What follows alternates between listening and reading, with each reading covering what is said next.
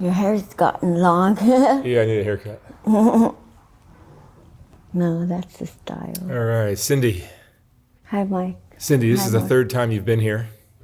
Yeah. You were one of the first interviews I did back in 2019, probably when 19? I started with the studio. What's going on? I saw that your arm is pretty messed up.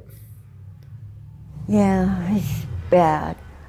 I was in the hospital for a month. I don't know. So just for people that don't know your whole story, you were a heroin addict for years. Right. Living in a tent around the corner from me. And you've been down here for how long?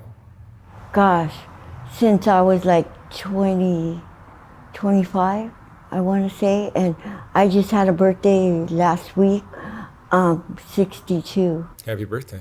Thank you. So I've been down here ever since. You look great for 62. It's wearing me down though, Yeah, because sure. I lost my room that I was in for like a year and 3 months, and I was getting a room like at the Astro on Jefferson for like a month, but it was too expensive. It was like $600 a week, and people were helping me keep it, but now I'm just waiting on housing. But my arm is still bad. I had a bacteria infection, and I still have the pins. Can you show me what's going on in your arm? Pull up your sleeve. They cut my arm from my wrist to my elbow on both sides. Can I ask you to show it, to pull up the sleeve? I don't want to show it all the way though. You don't? No, just it's cut open all the way on both sides. But it's trying to heal, but I need to go back. It goes all the way to your elbow? Yeah, but on both sides. This side is better. It's But that's a really deep wound. I don't know why they said that they cut it. I had one surgery and then I had another one right after that. They said that there was pieces of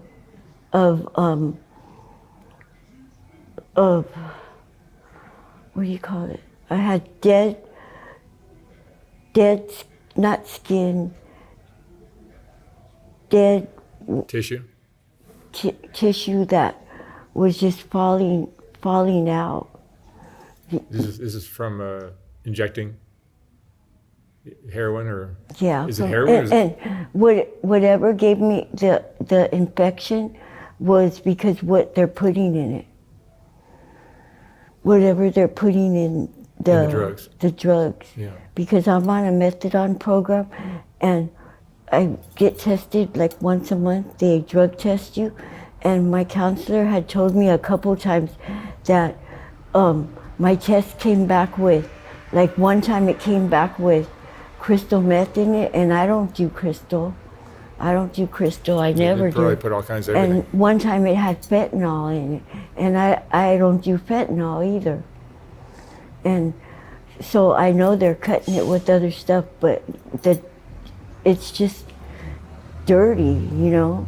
So that's probably what gave me the infection, Everything the about this bacteria. place, everything about Skid infection. Row is dirty. You know, because I wasn't slamming in the streets or using dirty needles, because I would go to needle exchange.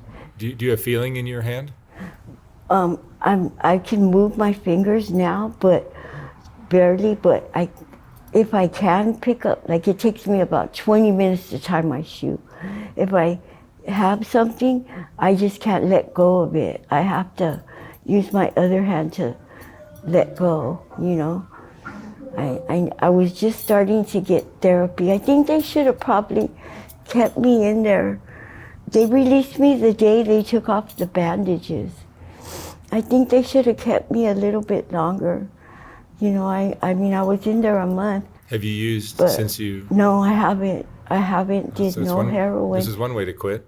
Yeah, I had wanted to, but I just didn't want. I thought the methadone would override the heroin, and because I used to do a dime every morning, because I would wake up sick even though I'm on a high dose of methadone, but I would still wake up sick, and all I was doing was a dime of black in the morning, and sometimes at night I would do a little, but hardly ever.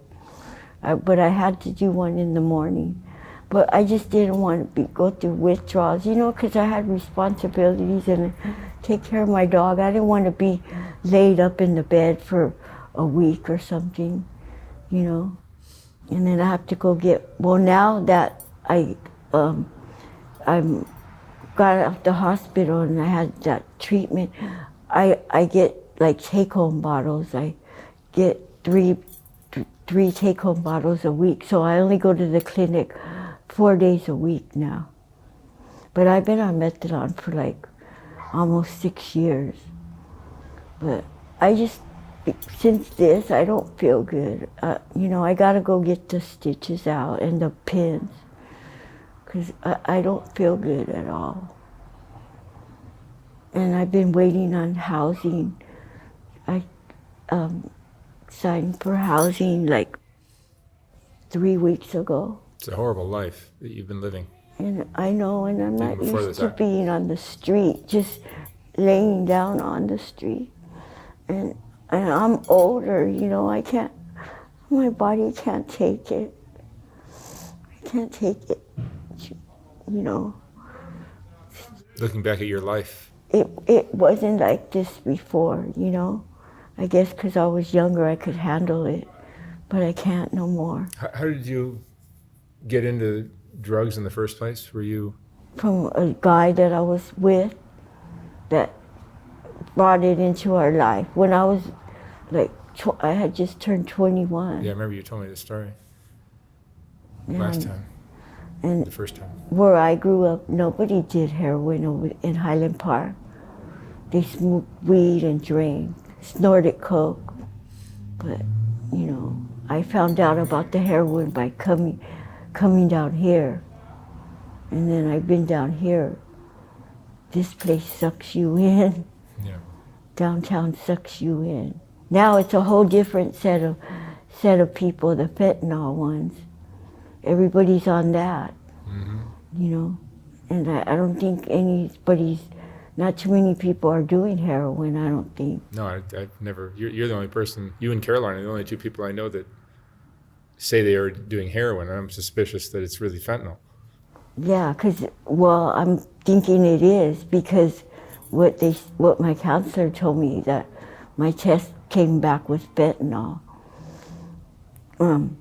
I've tried it, but I won't. I don't have no desire to get on another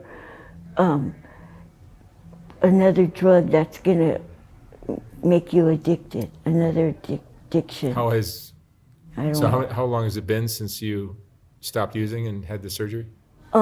Since the last time I used before I went in the hospital. That was how long ago? Oh, it's okay. That was in February, almost 2 months. How have those 2 months been for you? When I got out the hospital, other than not feeling good because I had IVs in me and blood drawn, so just well, I was all right until I ended up being on the street a week or so ago. But I felt better. But the withdrawal from the drugs? Because they were giving me my methadone And that helped. in the hospital, just breaking it down. Like I would get it 3 times a day instead of my whole dose at one time. They'd give it to me, 3 times a day. Like 40, 40, and 40. This is a rough life you've lived. I know, because I've been down here just going through it, you know, every day. Sometimes it gets better, and then I've already got to the bottom, I think, you know. But losing your arm is pretty bad. Yeah, this is the worst thing that's ever happened. This is the worst thing that's ever happened to Are me. you right-handed? No, I'm left-handed. Oh, that helps. But it's hard to do things with, like, sometimes he gets away from me. It's hard to do things with one hand when you need to use both hands. But people help me a lot. You know, everybody, like, helps me a lot. I got that little buggy. Because Lucky, he takes advantage, though. He takes advantage of me. He tries to run and stuff. The first chance he gets off gets the leash, gets away from me on his leash. Cindy, But let me ask you one last question. What would you say is the most important lesson you've learned in your life now? The most important lesson?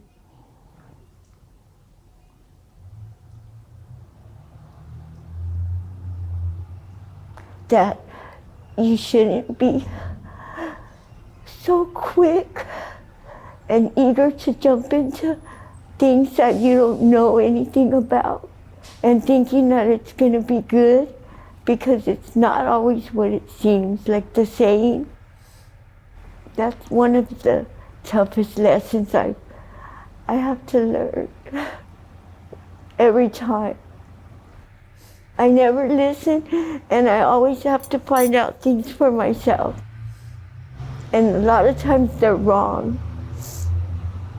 But yeah, that's what I go through. Yeah, you could use a break for sure. All right, Cindy, thank you so much for stopping in. I hope you get housing. Yeah, it is. Thank you, Mark.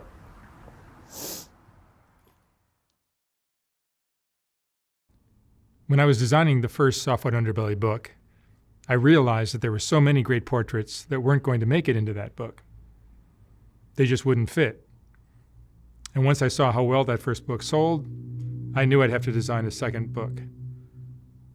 This second book is finally ready to ship.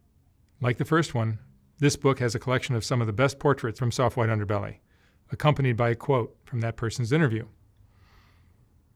This book features another group of Rebecca portraits, as well as a collection of color images of the Whitaker family, and plenty of others.